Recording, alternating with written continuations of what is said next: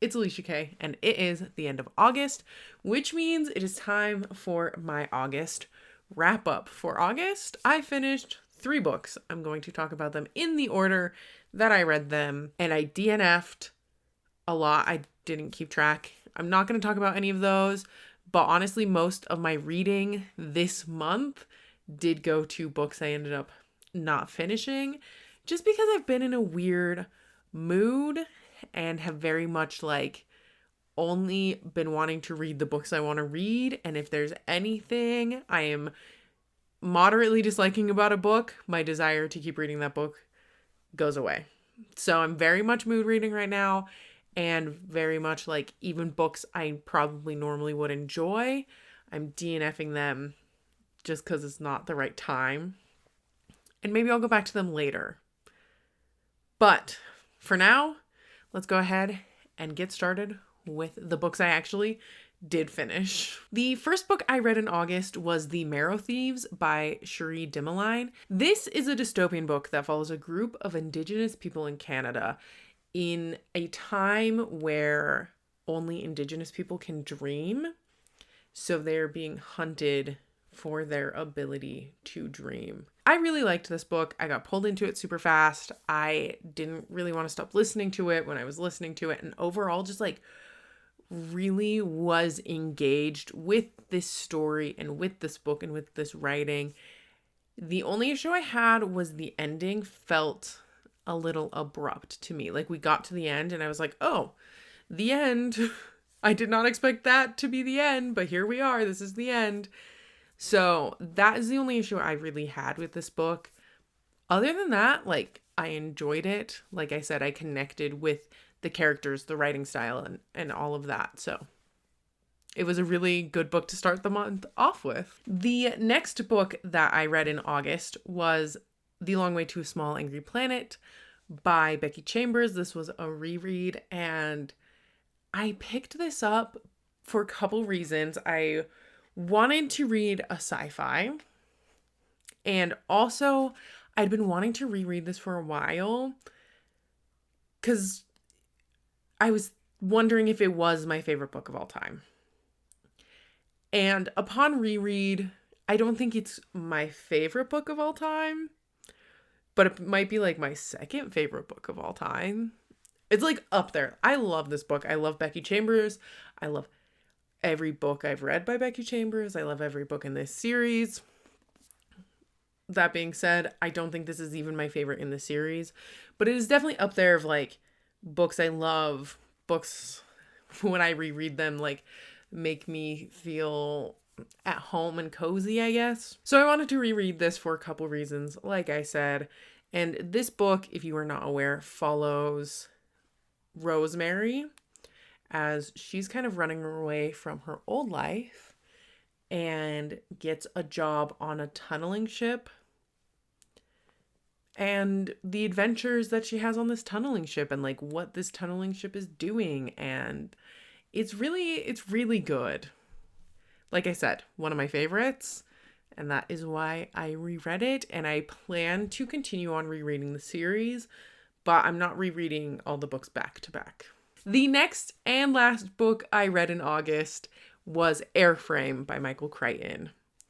This book follows the investigation of a plane crash, and it like follows the people who work at the manufacturer of the plane. And overall, I liked this book. I wanted to read it because it's Michael Crichton. I haven't read like all of my Michael Crichton's work, but the books I have read, I've enjoyed. So I was like, I'll check it out, see what happens. I kind of thought it was going to be more sci-fi than it is, because sci-fi is one of the genre tags on the book, but it didn't really feel sci-fi to me. It is science fiction in that it is fiction that deals with science, but it is not science fiction in like the tropes and things we have come to expect from science fiction, right? Like aliens are not a thing, technology we don't have are not a thing really. Like it doesn't fall into any of that.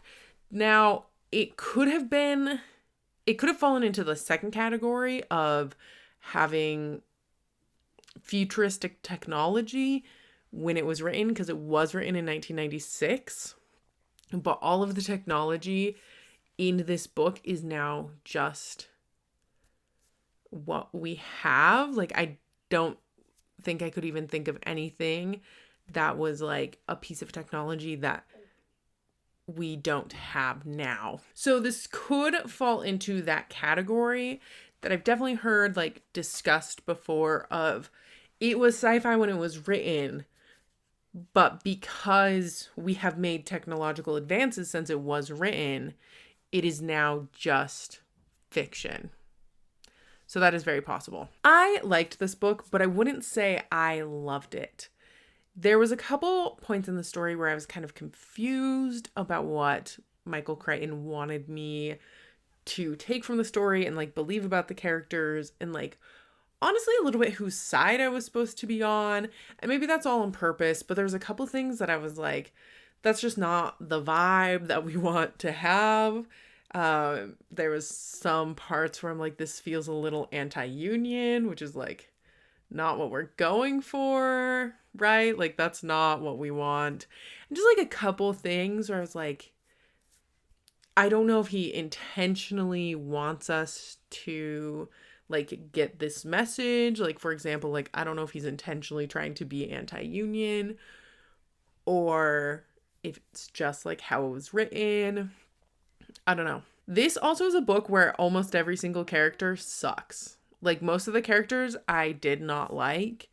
And I think this is a good example of like a book with unlikable characters still being a good book. The last thing I will say about this book is that I did enjoy the twists and turns and surprises that it had. None of them were like super groundbreaking and nothing like came out of left field completely.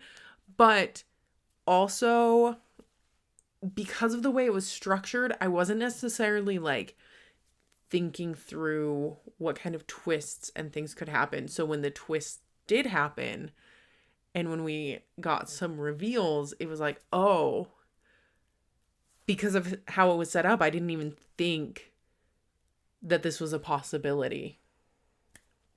And then I lied because I'm actually going to say more about this book.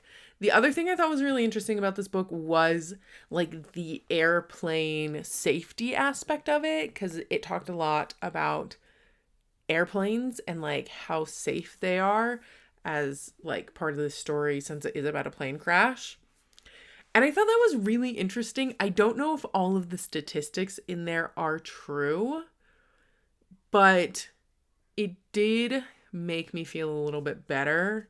Not that I'm scared of planes, I never have been, but like listening to this book and the first scene is a plane crash, I was like, should I be a little bit scared of planes? And then I was like, oh, if even half of this is true, then I don't think I actually need to be scared of planes, because it talked about all of the redundancies they have in planes and the statistic that I've definitely heard before and have told other people who are scared of planes as to why I'm not, which is like you're more likely to die in your car or get in a car crash than you are on a plane. And it was, that part of it was interesting. Like I said, I don't know if all of it was true, but I assume at least some of it is true. So I did like that. And that is everything I read in August. Like I said, most of my reading in August was books I ended up not finishing. Like, I started and got 2 chapters into Red Rising. I started Summer Suns. I'm trying to remember if there's another book I started that is not coming to mind right now. Those are just a couple examples that I could think of off the top of my head. And there wasn't anything necessarily wrong with those books. I just wasn't in the mood right now. And as we're getting into school, my reading is definitely going to be more hit and miss than it was maybe a little bit earlier in the year. I just don't know if I'm going to spend quite as much time reading. And that's fine. Seasons of the year, I read more than others, and seasons of life, I read more than others, and that's completely fine. So I hope you've enjoyed. I know this video might be a little bit shorter than some of my normal wrap-ups, but that is what we're dealing with now. Go ahead and leave me a comment if you have read any of these books, letting me know what you thought about them. Like this video if you want to, and I hope to see you in my next one. Bye!